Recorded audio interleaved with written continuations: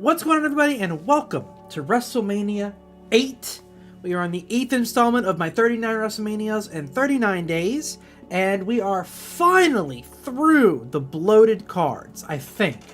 There might be another one here somewhere, but this is only, I believe, a 9-match card, which is much easier to go through than a 14-match card.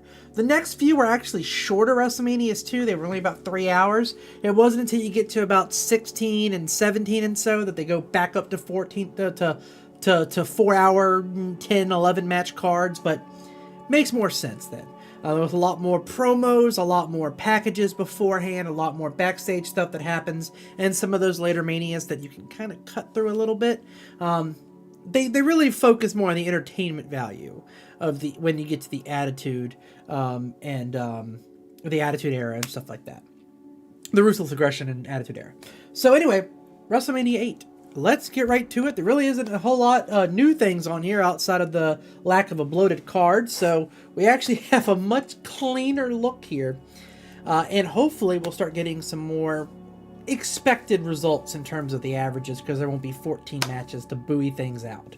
First up, we have Shawn Michaels with the Sensational Sherry versus El Matador, which is actually Tito Santana. Again, always been a fan of Tito Santana. He's looked pretty good when he isn't stuck in a really garbage match. And this is also Shawn Michaels' first match since throwing Marinetti through the barbershop glass, which is like an iconic betrayal that a lot of people reference as one of the best betrayals and swerves that they've ever seen. This is the first WrestleMania since Shawn Michaels went solo, and it was a pretty decent match. It was the first time he had the Sexy Boy theme, which at the time was sung by the Sensational Sherry, I believe. At least it sounds like her voice. Just prior to him singing his own theme music. Also, typical Shawn Michaels hyperselling, which just makes every move look both goofy and powerful.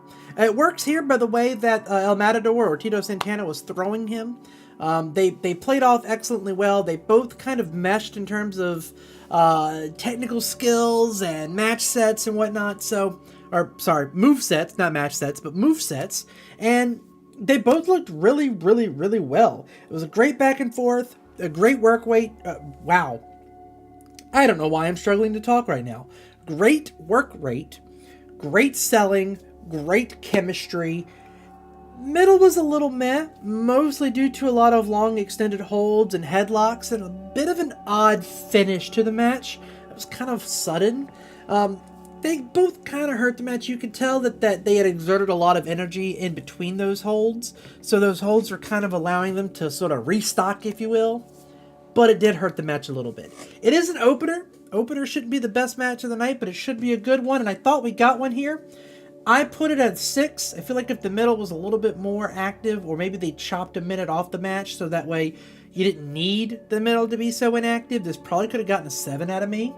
Rob seemed to agree. He gave his match a C, which is going to be a 5 out of 10. I gave it a 6. That is actually going to average out to a 5.5, so we'll keep it as a 6, and that is where we will put it. Let me actually no crop these. Thank you. Make them a little bit bigger. Thank you. There we go. We're going to put it at a 6.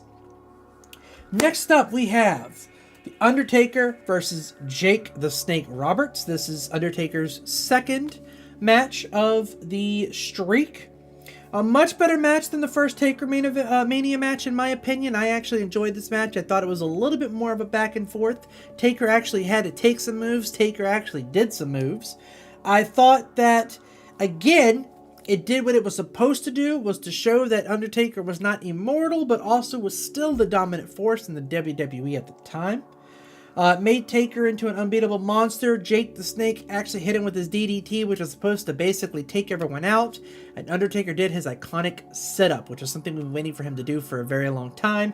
He did his iconic sit-up, the tombstone outside of the ring, onto the floor, rolls him in, pins him. It was a great ending.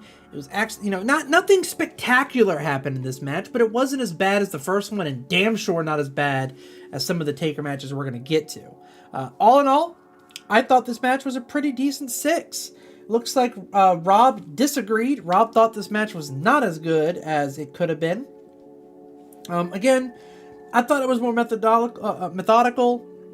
I didn't think it was boring per se, but again, I can understand where Rob maybe was coming from. It was a bit of a slower match, so maybe that's where he's coming from with the D ranking there. I'm going to assume, given that it's a D, it's probably a 3. I gave it a 6. That's going to average out to a 9. That is going to end up being a... Unfortunately, that's probably going to make it a 5. So we'll go ahead and put it there. Nope, 5.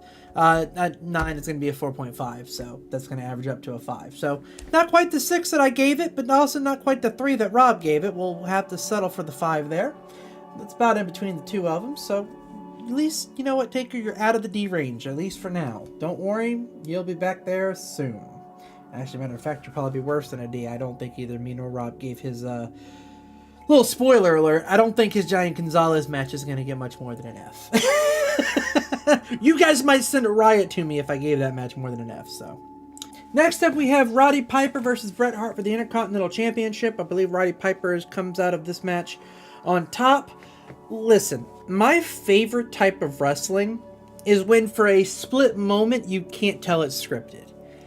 This match had that. The way they were hitting each other and selling and taking bumps and being stiff and busting each other wide open, and the way it was going back and forth, the actions, the emotions, the mannerisms, it was just, this match was absolutely chaos from the middle and the end. The beginning, not great. Very slow beginning, kind of almost boring to a degree, but the moment it started ramping up, this match became phenomenal. Now, I can't give it an A because the beginning was god-awful, and I was really worried that they were going to take a Roddy Piper and Bret Hart match and shit on it.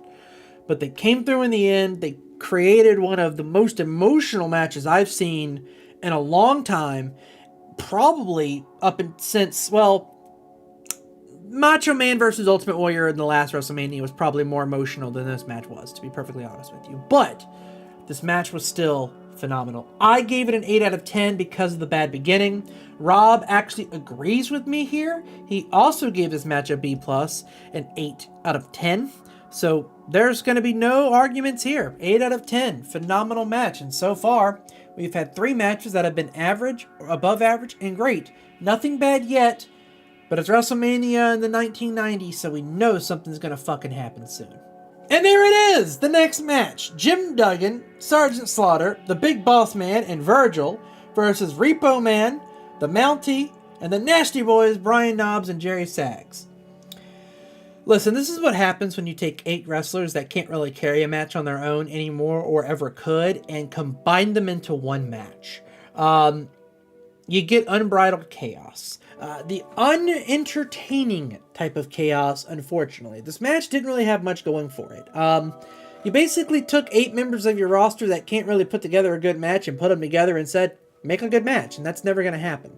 Now, the chaos was still entertaining to a degree, at least towards the end, but really none of this intrigued me. No good spots, no great back and forth. Just a filler match to give wrestlers a spot on the card, but I was still remotely entertained, at least towards the end. Beginning and middle weren't great. I gave this match a 4 out of 10, which is a C-.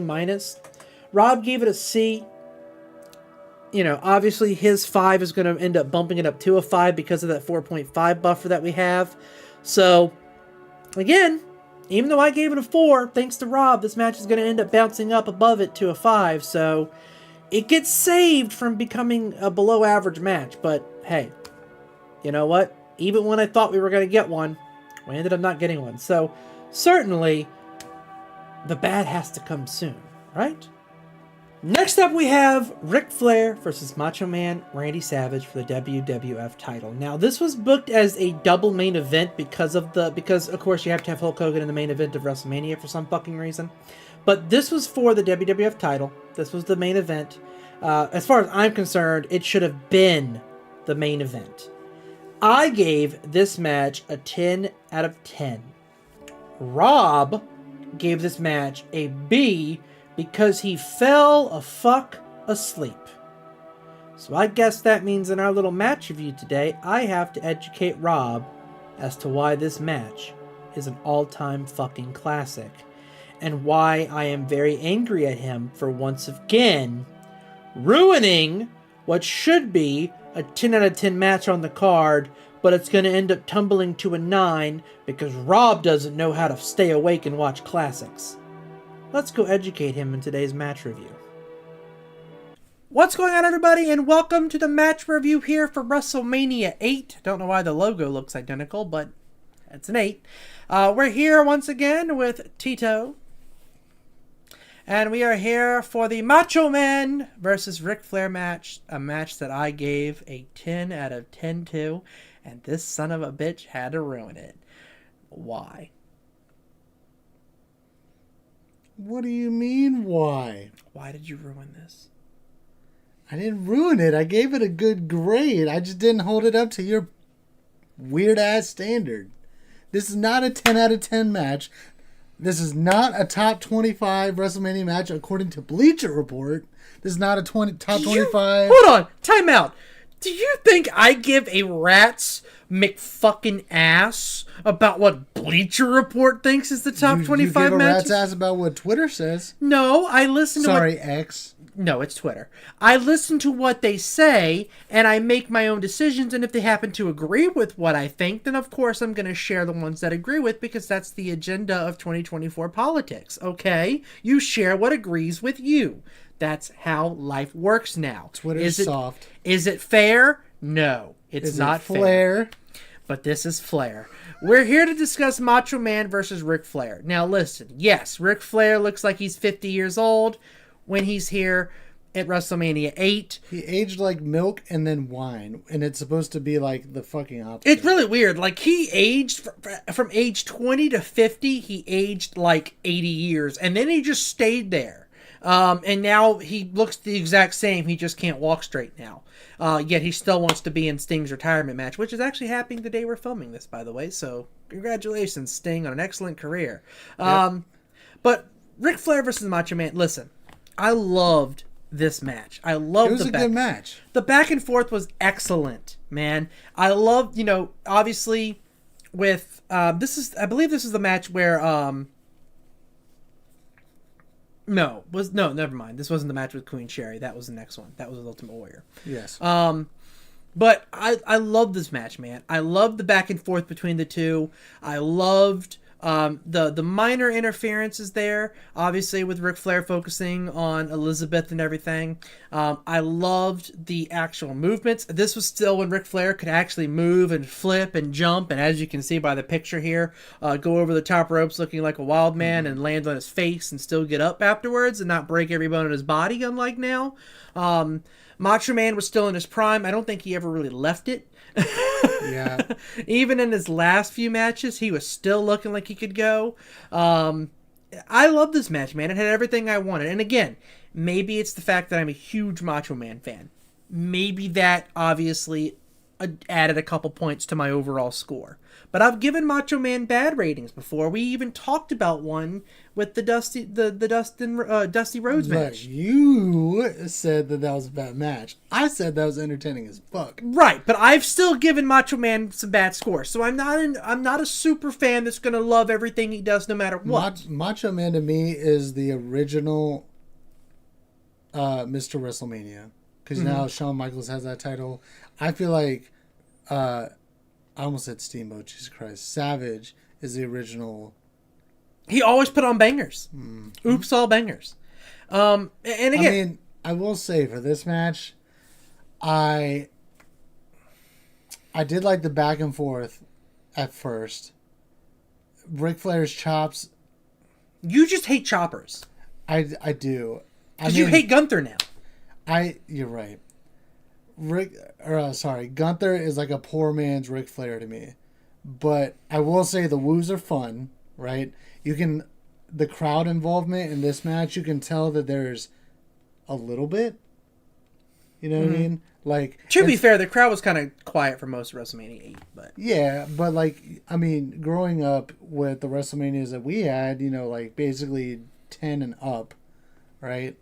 Or maybe a little bit more. Don't age us too much. I mean, WrestleMania 10 was what, 90? 17 was the first one that I remember watching. 17 was the first one that I vividly remember watching. I watched I vividly remember in my brain the scene of Edge spearing Jeff Hardy off the ladder live in my head. I remember seeing that with my dad because I jumped up and screamed. So I remember that vividly. We'll get to that later, though, of course. Fun fact about that match. Actually, I'll just save it for the video. Yeah, we'll save it for 17 because that is on our list. We are going to talk about that one with 17. That one was done before we ever watched 17. Yes. But for this one, the back and forth was excellent. The emotion with the crowd was excellent. But what were you saying? It was good back and forth at first, and then I felt like Ric Flair just dominated the almost like last 65% of the match, right? Mm-hmm. And I was kind of like, all right, if Ric Flair's not doing the freaking ball buster knee off of the ropes, the atomic buster or whatever, the atomic slam, whatever it's called. I hate that move. I understand. If he's not doing the chops in the corner or just tossing Randy Savage into the turnbuckle, I felt like Ric Flair didn't really do much else aside from the occasional knee buster to work on the knee, because obviously his finisher is a figure 4, so it makes sense to work on the knee. But in the sense of match quality, I feel like this might be able to hold up with today's standards. Mm-hmm. I certainly would watch this over a Shinsuke or a Gunther match, but professional hater, of course. Nah. But Randy Savage looked dope, as he always does. Mm-hmm. I did like the blood aspect and how, for some reason Ric Flair, it may just be the fact that he has crazy hair when it's wet and then it dries. He just looks so psychotic. He looks almost good when he starts busting open. Like it looks like he's really fucked up. Right. And then he's, it's like falling in his face. His eyes get all big. He's like... It's almost like Stone Cold when he gets busted open because he bleeds so much. I mean, yeah, he wasn't supposed to pass out during that Bret Hart match. Really? Yeah. He legit passed out. I didn't know that. And didn't remember a thing. I didn't remember that. But anyways, so, yeah, I thought the match was pretty good until Ric Flair just pretty much dominated the last half. Now, it would have been better if Randy Savage would have done more as a comeback, but he didn't. Ric Flair, then is talking to Miss Elizabeth, still dominating Randy Savage. Randy Savage is selling the fuck out of his knee, which was dope. And then all of a sudden Ric Flair goes, woo! And then goes to punch Randy Savage. Randy Savage literally just blocks, punches, and then rolls him up. And it's a heel move. He grabs his tights. He grabs it, but it just looks so weak. It's designed to it was designed to protect Ric Flair. I can understand the tight grabbing, but it's another thing to get a comeback move set. Pretend he does the Hulk up, right? And then he does the tight grab. I could see that being a lot better of an outcome than just one punch and then a roll up. I can understand the point. I didn't mind it. I thought it was an out of nowhere finish, but it actually worked. The tight grab was good because he was gonna kind of start going heel for the next little bit. So I actually didn't mind it. I thought it worked out perfectly fine, personally. Now, I gave this a B. Mm-hmm. It wasn't an A, but it was definitely a B for sure. It wasn't a low B. It was mid-tier B. I called it an 8, and it made the match drop to a 9. And that's fine with me. I won't hold it against you forever. Anyway, guys, that's all the time I have here for this match review. I hope you enjoyed our breakdown of Ric Flair and, unfortunately, other wrestlers that don't have anything to do with this match, which is, whatever. Yeah, back to me. Welcome back. Now, as I stated during that match review, I'm making the executive decision, and I'm overruling Rob because he fell asleep in this match. He doesn't get to determine how this match goes, and I'm putting this match at a 10. Stay awake next time, Robert, if you would like to actually weigh in on matches like this. Just busting his balls. I know when he watches WrestleMania, he had a long day, so I get it. But yeah. Anyway, I'm putting it at a 10. That's where it's going. Moving on. As you know, listen, we couldn't have WrestleMania without a couple of stinkers. So let's go ahead and get to the next two of them that were unfortunately stinkers. Tatanka versus Rick Martel. Actually, this is not a stinker. I actually liked this match decently. Rob clearly didn't like it as much as I did. But I actually thought this match was pretty decent. It was very hard to follow the last match. This match fell into the same issue that the last Macho Man match did last year with Macho Man versus Ultimate Warrior. It's so hard to follow an all-time classic when that all-time classic is in the middle of the fucking event. Again, this doesn't happen if you swap the main events and you put Hulk Hogan and Psycho Sid in this match versus Macho Man versus Ric Flair. You don't have this issue, but unfortunately, a 10 out of 10 match is followed by, honestly, a short but decent match. It was definitely filler. It was definitely the recovery match from the crowd getting so overhyped over the last match. Awkward finish, decent back and forth. Oh God, I can't even talk now. I'm still excited. Definitely a filler match, decent back and forth, good combination, but again, combination of factors here hurt it. Lack of explosive spots, following an all-time classic, not given enough time. I gave this match a 5 out of 10 just because it was decent for what it was. Obviously, Rob disagreed and gave this match a D-. So he gave this match a 2. That's going to average out to a 7. That's going to add up to a 7. That's going to average out to a 4 because it's going to be at 3.5. So we're going to put it at the 4. And unfortunately, we have our God, I don't know what is wrong with me today. We have our first disappointing match on the card. Next up, we have Natural Disasters, Earthquake and Typhoon versus Money Inc., which is IRS, Erwin R. Shyster versus Ted DiBiase, and Natural Disasters win by a countout. Fucking horrible match. Extremely boring. Honestly, this has been one of the best crowds of any WrestleMania so far, and they just completely died during this match. There was chance of boring, horribly slow match. You could tell that the fans were you could literally see the crowd of people that were getting up to go get snacks and go to the bathroom. This was the bathroom match on the card, which is really unfortunate because it's WrestleMania and you shouldn't have that situation. But clearly this was the bathroom break. Everyone was getting up and leaving. Everyone was going to the bathrooms. Horrible matchup. Countout ending ruined an already bad match. I gave this match an F. 1 out of 10. Rob seemed to disagree. Saw more than I did. Gave it a 4. This is going to average out to a 5. That is going... 1 plus 4 is going to average out to a 5. It is going to become a 3 because of that 2.5 differential. So we are going to end up giving it a 3. Once again, back-to-back stinkers on this card, which was unfortunate because this card was stacking up to be an all-time classic. Next up, we have Owen Hart versus Skinner. I can't really tell you what Skinner's entire gimmick was. I've never heard of this guy before this match. Don't think I've seen him after it. And once again, a squash match. Why put these 1-minute squash matches right before the main event? I don't understand it. These are matches that you cut from the show. These should be, we have to fill 3 hours and we added this match in, but regardless, this match was fucking terrible.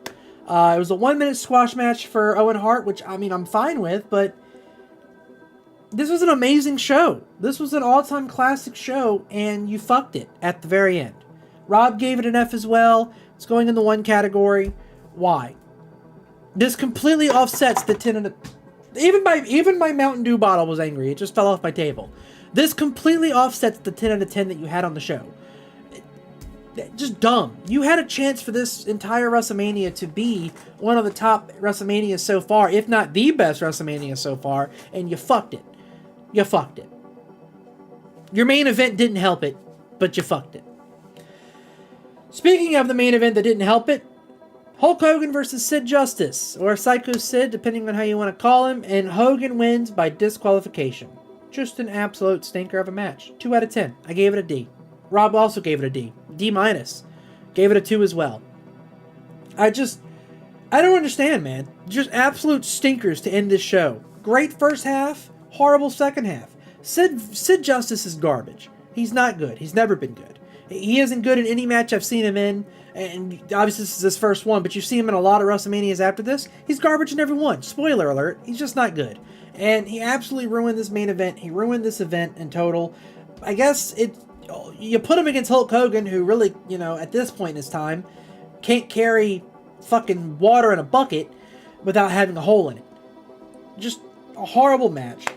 Not only that, but you botched the ending. So, okay, here's how it was supposed to go based on my research. And apparently this was something that was talked about. I don't know if Dark Side of the Ring or there was interviews that were talked about when K-Fob was broken, and they kind of talked about behind the scenes of matches. This was actually a match that was very hotly contested. So, basically, Shango was supposed to come down to the ring and interfere in the match and be the reason that Hulk Hogan won by disqualification. He fucking missed his cue, so Harvey Whippleman has to come out here to basically do the spot that Shango was supposed to do. Shango comes in. Obviously, he's missed his cue, so now Shango ain't not got no damn clue what the hell he's supposed to do. It was just absolutely just trash. The only good part of this was, I guess I say good part of this, was the Ultimate Warrior coming back to save the day.